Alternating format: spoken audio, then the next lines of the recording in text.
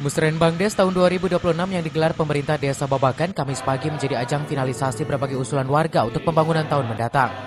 Sejumlah program yang belum terrealisasi pada tahun 2025 diusulkan untuk dilanjutkan pada tahun 2026. Usulan tersebut antara lain pembangunan infrastruktur jalan, tembok penahan tanah, bidang pendidikan dan kesehatan, hingga penanganan anak stunting melalui pemberian makanan tambahan. Sementara itu, alokasi dana desa tetap diperuntukkan untuk bantuan langsung tunai, program ketahanan pangan, serta pengembangan koperasi Merah Putih Desa. Pengurus koperasi yang sudah terbentuk melalui musyawarah mendapat dukungan dari pemerintah desa dengan alokasi dana sebesar 50 juta rupiah untuk pembangunan kantor koperasi Merah Putih Desa.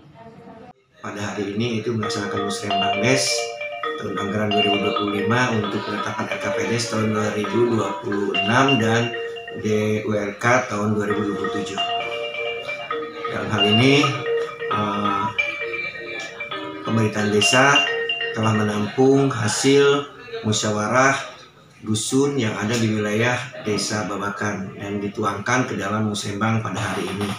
Apa saja yang menjadi usulan-usulan atau skala prioritas, walaupun dalam penganggaran tahun 2026 ini kita pemerintahan desa sudah diprioritaskan pertama 15% untuk BLTDD, 20% untuk ketahanan pangan, 30% dari dana desa harus dialokasikan untuk penunjang mendukung program Koperasi Merah Putih Desa.